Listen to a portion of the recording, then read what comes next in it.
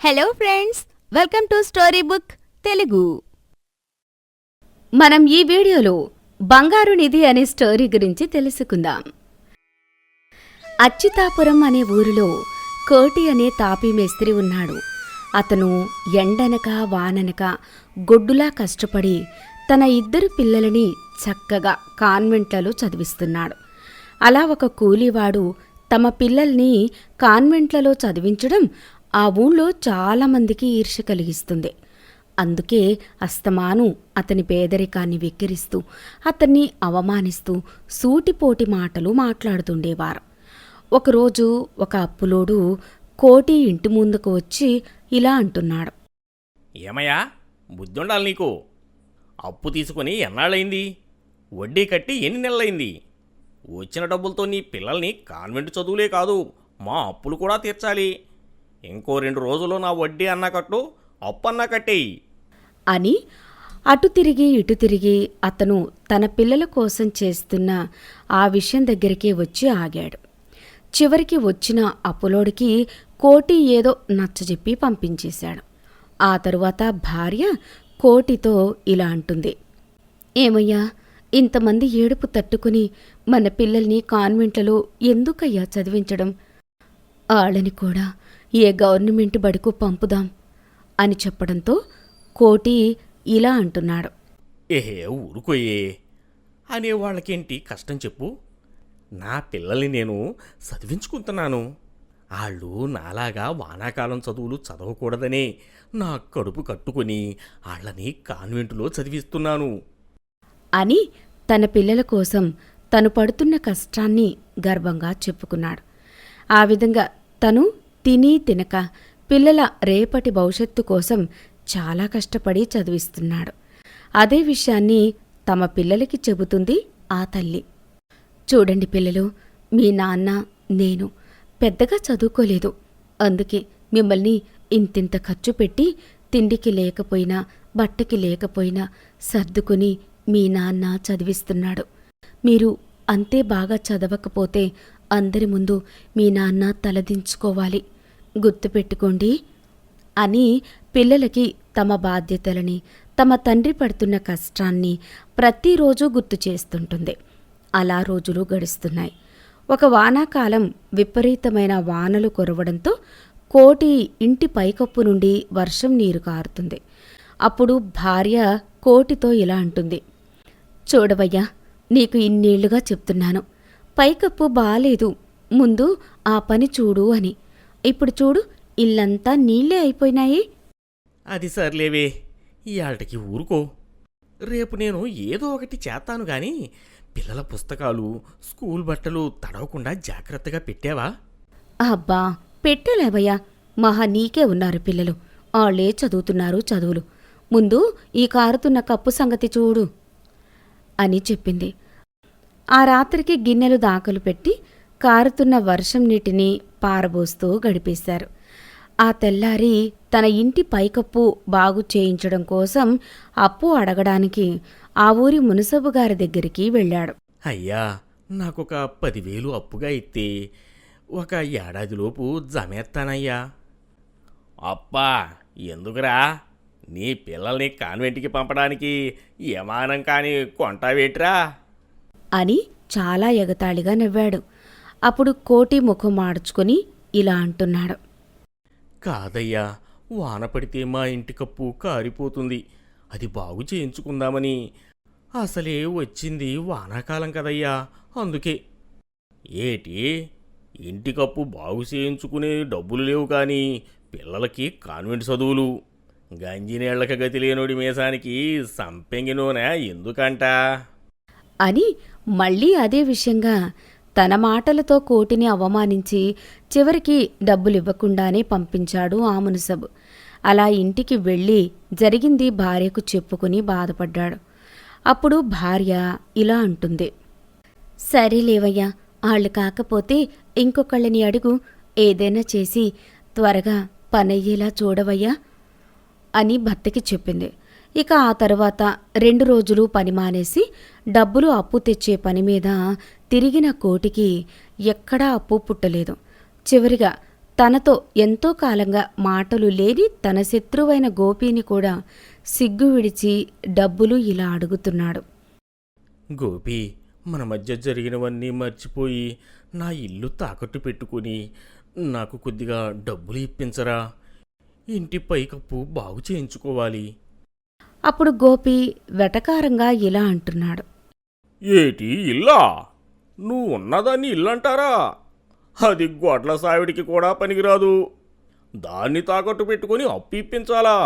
ఎల్లు, వేలకు వేలు కట్టి నీ పిల్లల్ని కాన్వెంట్లో చదివిస్తున్నా కదా, ఆళ్ళ దగ్గరికే వెళ్ళి అడుగు అని పాత కక్షలు మనసులో పెట్టుకుని అవమానించి పంపాడు. ఇంతలో భారీగా వర్షం వస్తుండడంతో తడుచుకుంటూ ఇంటికి వచ్చాడు. అప్పటికే ఇల్లంతా చెరువైపోయి నీళ్లు బయటకు వెళ్లే దారి లేకుండా ఉంది.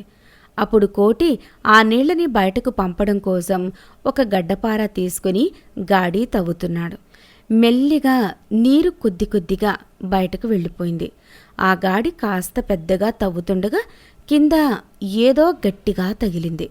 ఆ చప్పుడు విని భార్య ఇలా అంటుంది. ఏంటయ్యా, ఏంటి ఆ చప్పుడు?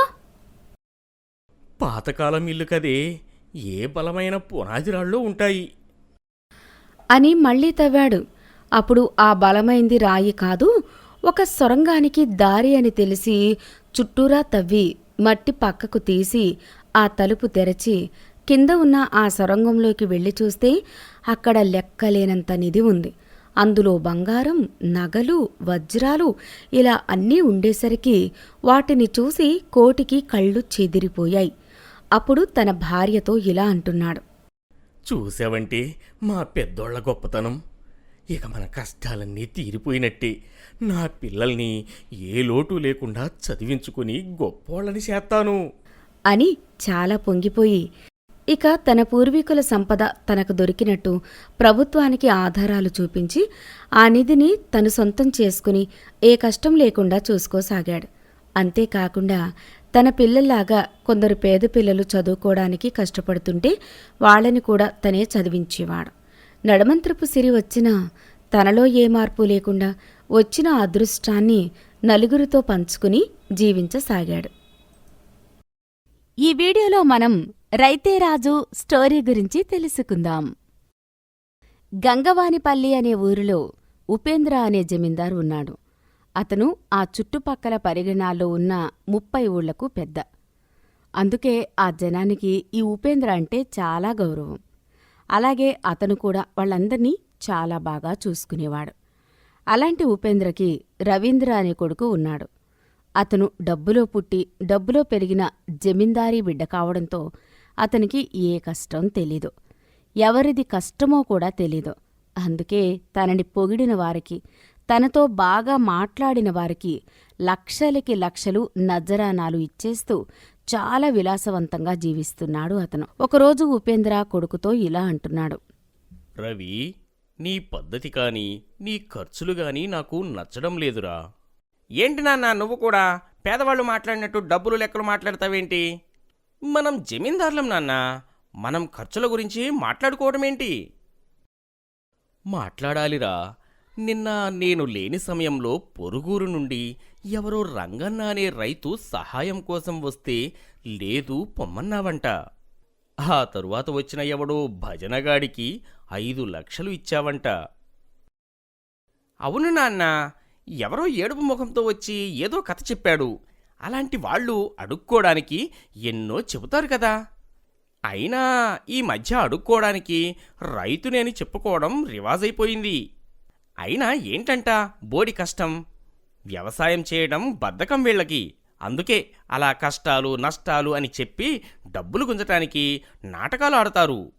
అదే ఆ డబ్బుని మన బాగు కోరేవాళ్లకి ఇస్తే ఎప్పుడైనా మనకి ఉపయోగపడతారు. ఇదంతా లౌక్యం నాన్న, నీకు తెలీదులే అని అన్న మాటని విన్నాక ఉపేంద్ర తన కొడుక్కి రైతు కష్టం విలువ తెలియాలి అనుకున్నాడు. అందుకే 2 రోజులపాటు తీవ్రంగా ఆలోచించి ఒక నిర్ణయం తీసుకుని తన కొడుకుని పొలం గట్టు దగ్గరకు పిలిపించి ఇలా అంటున్నాడు. చూడు రవి, మొన్న నువ్వు మాట్లాడిన మాటలు విన్నాక తెలిసింది.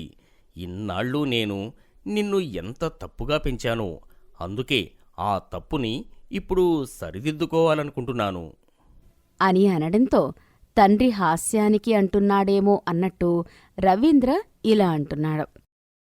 ఏంటి నాన్నా, ఇవాళ ఎప్పుడూ లేంది నన్ను ఇలా పొలం దగ్గరకు తీసుకొచ్చి నువ్వేమో తప్పంటున్నావు, రైతు కష్టం అంటున్నావు. ఏంటి పొద్దున్నే తమాషాగా కబుర్లు చెప్తున్నావు? సరే, నీకు అలా అనిపిస్తుంది కదా. అయితే నేను చెప్పేది తమాషా అనుకుంటావో నిజమనుకుంటావో నువ్వే తేల్చుకో. ఇకపై రాబోయే 4 నెలలు నువ్వు జమీందారు కొడుకులా కాదు, ఒక రైతులా బ్రతికి కనీసం 1 ఎకరం పొలంలోనైనా పంట పండిస్తేనే నిన్ను నా ఆస్తులకి వారసుడిగా ప్రకటిస్తాను. లేదంటే నీకు నాకు సంబంధం లేనట్టే. నీ బ్రతుకు నువ్వు బ్రతుకు. అని తండ్రి అన్న మాటల్లో విషయం ఏంటో అప్పుడు అర్థమైంది రవీందర్కి. అందుకే తండ్రిని చాలా బతిమాలాడు. అయినా ఉపేంద్ర ఎక్కడా తగ్గలేదు. చివరికి తనకి శాశ్వతమైన విలాస జీవితం కావాలంటే 4 నెలలు రైతులా బ్రతకక తప్పదు అని రవీంద్ర తెలుసుకున్నాడు. ఇక ఆ తరువాత రోజు నుండి ఒక సామాన్య రైతులాగా మడిలో దిగి వ్యవసాయం చేయడం మొదలుపెట్టాడు. మొదటి రోజు అతని సుకుమారమైన కాళ్లంతా గాయాలు తగలడంతో కాళ్లంతా మంటగా ఉన్నాయి. అప్పుడు పొలంలోనే పాకలో పడుకున్న కొడుకు దగ్గరికి జమీందార్ ఉపేంద్ర వచ్చి ఇలా అంటున్నాడు. ఏరా రవి, ఇవాళ ఏం చేశావు? ఏం చేస్తాను నాన్నా, నాకిష్టం లేకపోయినా మీకోసం ఆ బురదలోకి దిగాను. కాళ్ళకి ముళ్ళు గుచ్చుకున్నాయి, జలగలు పట్టుకు రక్తం పీల్చేశాయి. కాళ్ళంతా దెబ్బలే ఉన్నాయి నాన్నా అని చాలా దీనంగా తనకి ఎదురైన అనుభవం చెప్పాడు. అప్పుడు ఉపేంద్ర ఇలా అంటున్నాడు. మొత్తానికి మొదటి రోజే కష్టమంటే ఏంటో పరిచయమైందన్నమాట నీకు. సరే, మరో 119 రోజుల్లో నీకు రైతు అంటే ఏంటి, అతని కష్టమంటే ఏంటి అనేది తెలుస్తుంది అని చెప్పి వెళ్ళిపోయాడు. ఆ తెల్లవారి ఉపేంద్ర రంగన్న అనే రైతుని దివాణానికి పిలిపించి ఇలా అంటున్నాడు. రంగన్న, మొన్న నేను ఊళ్ళో లేని సమయంలో ఏదో సహాయం కోసం వచ్చావంట.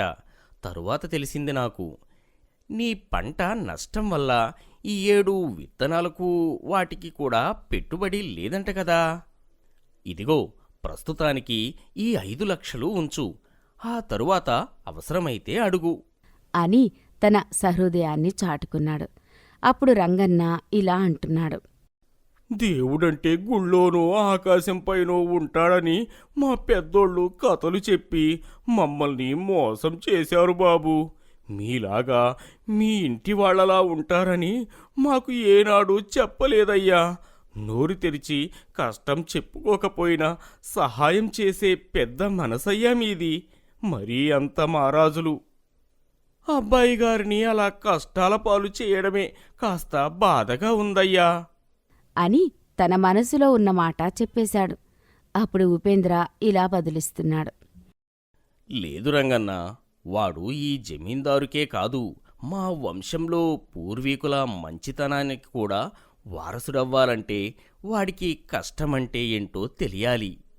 అందుకే వాడిని రైతుని చేశాను. కాస్త దగ్గరుండి వాడికి వ్యవసాయం నేర్పు అని చెప్పడంతో రంగన్న జమీందార్కి నమస్కరించి వెళ్ళిపోయాడు.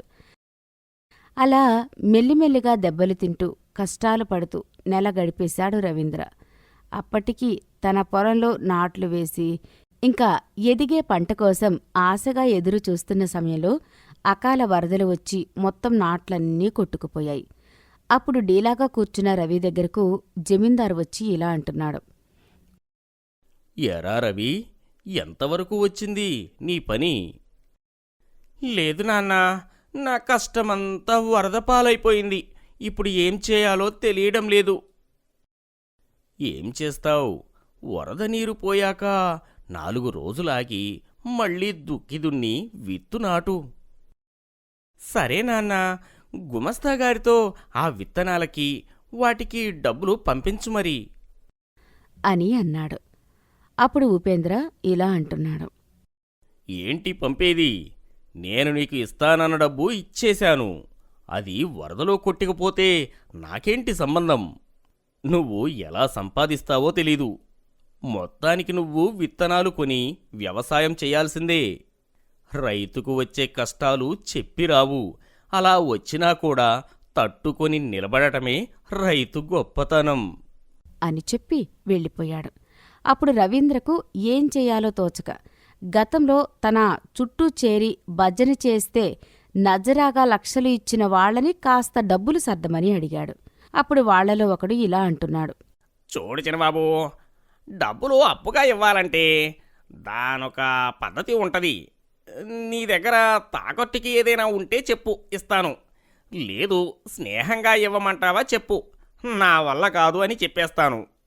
ఎందుకంటే నీకు ఇచ్చే డబ్బు వెనక్కి తిరిగి రాదని నాకు తెలుసు కనుక. ఇదంతా కాదు, నువ్వెళ్ళి మరో చోట ప్రయత్నించుకుంటాను అంటావా?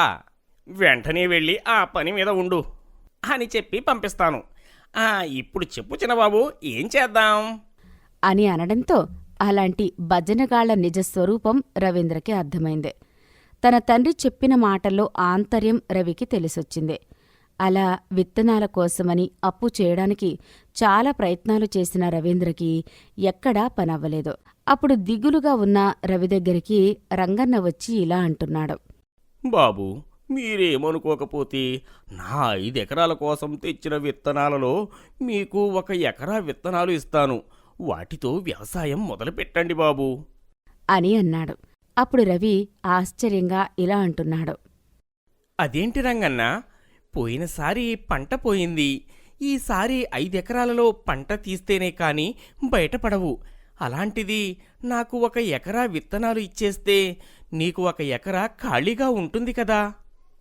ఉంటది బాబు, కానీ అవి మీకు ఇస్తే అయ్యగారు మీకు పెట్టిన పరీక్షలో మీరు గెలుస్తారు కదా. నాదేముంది, కష్టం ఇవాళ కొత్త ఏంటి నాకు అని చెప్పిన మాటలో ఒక రైతు మనసు ఏంటో, సాటి రైతు కష్టంలో ఉంటే ఒక రైతుకి ఎంత బాధ కలిగిస్తుందో, అతన్ని ఎంతగా కదిలిస్తుందో అర్థమైంది. తన తండ్రి తనకు ఏం నేర్పాలని ఈ షరతు పెట్టాడో అప్పుడు తెలిసింది ఆ జమీందారీ బిడ్డకి. మొత్తానికి తన అవసరం కనుక రంగన్న దగ్గర విత్తనాలు తీసుకుని తన పొలంలో చల్లి అవి మొలకెత్తాక నాట్లు వేసి చక్కగా 4 నెలలు కష్టపడి తన ఎకరా పొలంలో దిగుబడి చూశాడు. ఉపేంద్ర కోరుకున్నట్టే కొడుకు రైతుగా విజయం సాధించాడు. అప్పుడు దివాణానికి పిలిపించిన కొడుకుతో ఉపేంద్ర ఇలా అంటున్నాడు. ఇప్పుడు చెప్పురా రవి, రైతంటే ఏంటో తెలిసిందా? తెలిసింది నాన్న. రైతంటే రాజు. తనకి ఏమున్నా లేకున్నా నలుగురికి ఏదో ఒకటి పంచే మనసున్న రాజు. తన డొక్క ఎండుతున్నా ఎందరో కడుపులను నింపాలనుకునే రారాజు అని చెప్పి రంగన్నని మరికొందరు సాటి రైతుల్ని చూసిన అనుభవంతో వాళ్లతో ఏర్పడిన అనుబంధంతో తండ్రికి బదిలిచ్చాడు. ఆ జవాబు విన్న ఉపేంద్రకి కొడుకు మీద ఉన్న దిగులంతా తీరిపోయింది. ఆ తరువాత నుండి మారిన మనిషిగా దివాణంలోని బాధ్యతల్ని తీసుకుని లేనివారి కష్టాలన్నీ తెలుసుకుని తన వంశ పారంపర్యాన్ని నిలబెట్టే మనిషిగా మారాడు రవీంద్ర. కథ చివరి వరకు చూశారు అంటే ఎంతో కొంత నచ్చే ఉంటుంది. వీలైతే లైక్ చేయండి, కుదిరితే షేర్ చేయండి. మరిన్ని కొత్త వీడియోస్ కోసం మన స్టోరీ బుక్ తెలుగు ఛానల్ని సబ్స్క్రైబ్ చేసుకోండి.